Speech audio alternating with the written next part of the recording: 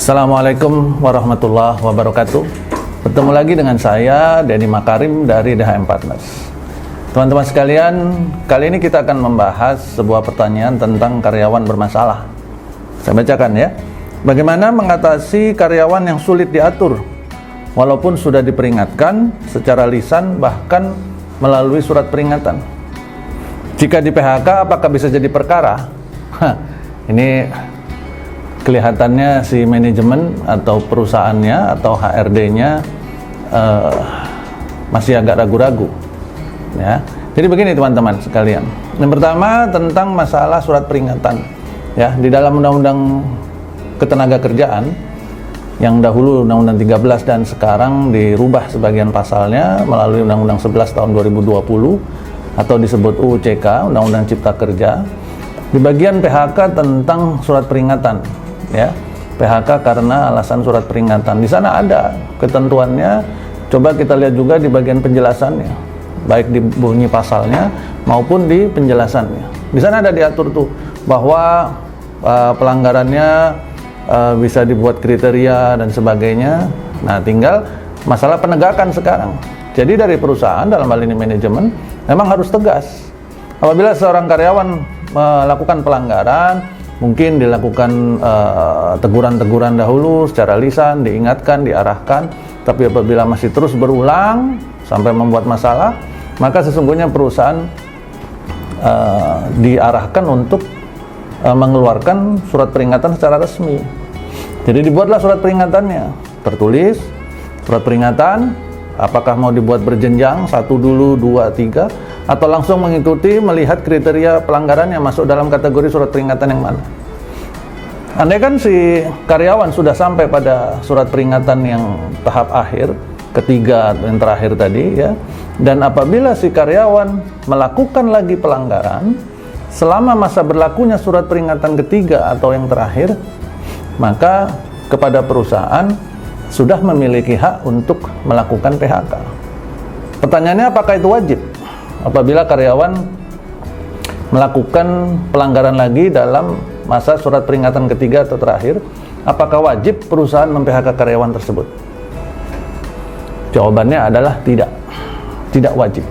Karena lagi-lagi kita harus melihat ke bunyi pasalnya tentang PHK-nya. Perhatikan di bagian awal pasti berbunyi perusahaan dapat melakukan PHK. Nah, kata dapat di sini seperti yang selalu saya sampaikan dalam video-video sebelumnya, kata dapat sini tidak bisa diartikan sebagai wajib. Dapat ini hanya bisa diartikan bahwa si perusahaan punya kesempatan untuk melakukan atau tidak melakukan, dan pilihannya, keputusannya ada di perusahaan sendiri. Apabila perusahaan menggunakan haknya untuk melakukan PHK, silahkan, tidak salah, tidak dilarang. Apabila perusahaan memilih untuk tidak melakukan PHK, tidak dilarang juga, tidak salah juga.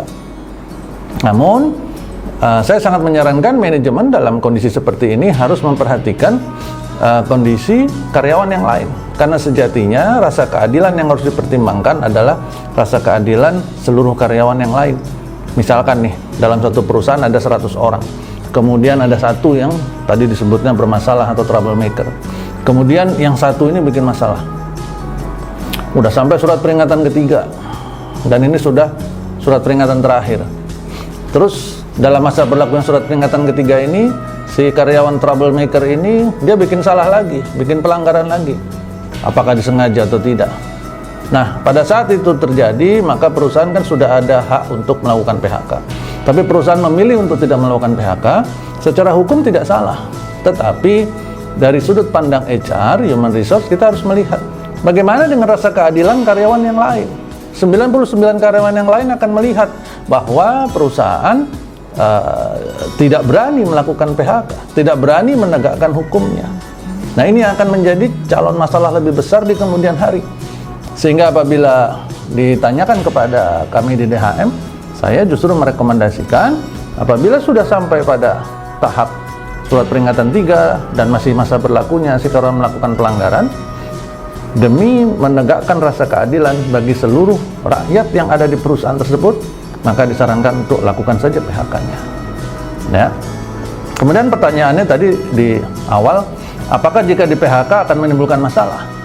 Masalah itu adalah sebuah konsekuensi, adalah sebuah resiko adalah sebuah efek samping yang seharusnya manajemen sudah mempersiapkan bahwa apabila di PHK maka si karyawan kemungkinan akan menuntut balik dan sebagainya, menuntut hal-hal tertentu, maka perusahaan harus mempersiapkan diri. Maka yang lebih penting dalam konteks permasalahan seperti ini, teman-teman sekalian, adalah memastikan segala langkah yang akan dilakukan sebelum melakukan PHK itu sudah benar-benar dipertimbangkan, dipersiapkan alat buktinya, dipersiapkan semua rencananya dengan teliti, ya, dengan sangat matang, sehingga langkah-langkah PHK-nya tidak bisa disalahkan secara hukum. Ya, begitu kurang lebih. Semoga bermanfaat. Saya Denny Makarim dari DHM Partners. Assalamualaikum warahmatullahi wabarakatuh.